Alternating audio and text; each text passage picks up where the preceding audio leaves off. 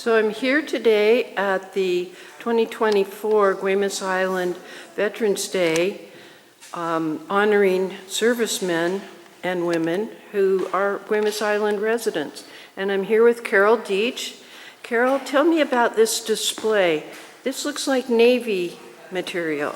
Yes, my uncle was in the Navy, and he was on the ship, the USS Annapolis, and it was one of the worst disasters of the war. These men were delivered the bomb, one of the bombs. Oh, the Hiroshima bombs?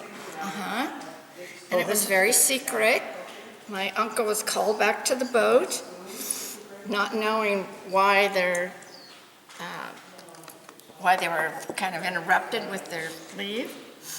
And they got on the boat, and there was these metal containers actually welded to the deck.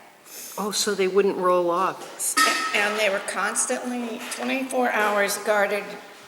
They were guarded 24 hours, and no one could get near them. But nobody on the boat knew what they were carrying. Oh my gosh. Yeah, they did not know. And this is a Purple Heart that I'm looking at. Yes, he died in this, and we do not know, because if he died, if he went down with the ship, we don't know if he was eaten by sharks, because many of the men were floating in the water for a few days, and the sharks every night would come and take some of the men. And it was very gruesome, because some of the men would wake up in the morning and tap their shipmate, and he'd just turn over and the bottom part of him was gone. So it was horrific. And if they didn't die by sharks, they died because they went crazy with no water. And this is him here, Melvin Dow Hobbs. What was his position on this ship in the Navy? This is U.S. Navy, World War II. Probably should say in there, because I really... Oh, I'm looking at the wrong guy. Yeah, right here. This guy, yeah. So let's see, I don't know if it Hobbs' says. duties were with the 3rd Division. He received the Purple Heart, silver and bronze, which we're looking at. Yeah. Oh, and that, Here's the silver. yes. Is that the silver? Yeah. I don't know. Yeah, anyway, so this is the original Western Union, part of it's missing, but message stating that my uncle had gone down with the ship, or that they didn't know. There is a monument that my mother went to that was built in Indianapolis, Indiana, with the ship's image and all of the men's names. Wow. And this is what the ship looked like, basically. I did zoom in on that at the beginning a little bit. It's a little damaged, but not too But bad. look at this smiling, happy.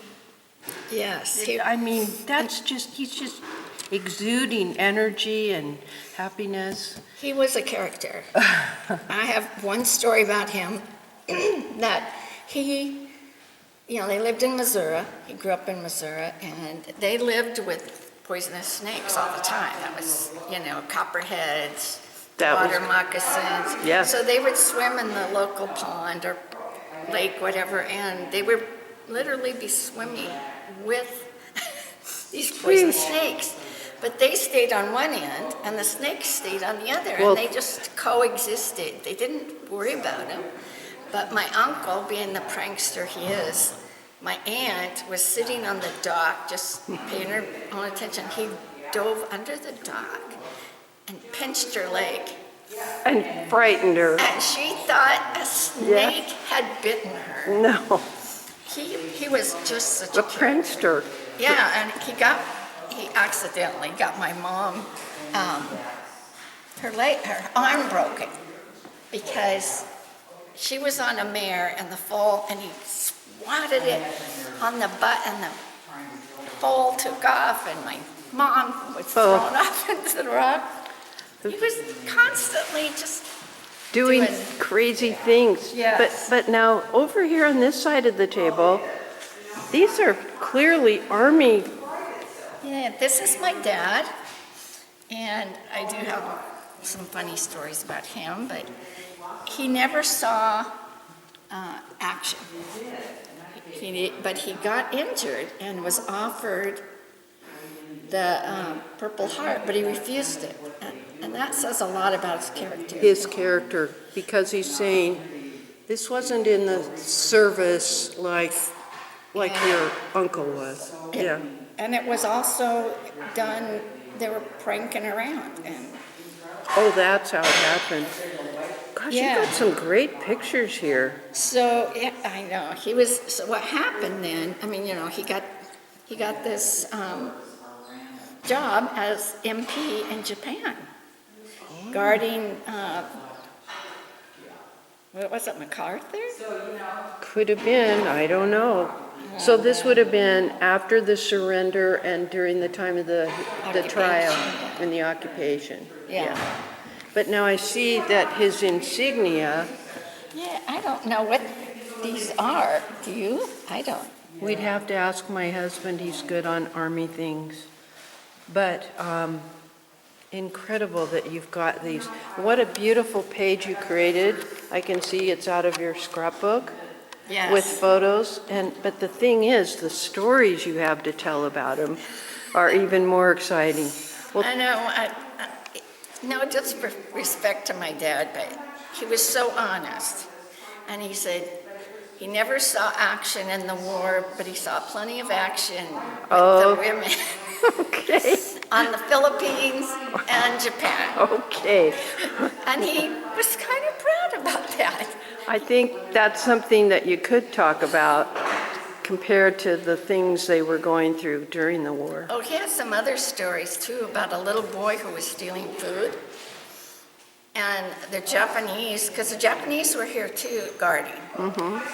And they were going to beat the kid, just beat him, and my dad saved him. My dad, because he was stealing food. He wasn't stealing money or in guns or anything. He just was hungry. He was and starving. They were so hungry. Yes. And so my dad saved that little boy from getting a horrible beating. Well, thank you for sharing the stories of two of your people in your family that served, and You're welcome. I enjoyed meeting them. So your dad's name is? Marvin Lewis Schultz. Okay, and your uncle's name again? Melvin Dow Hobbs. Okay, thank you very much.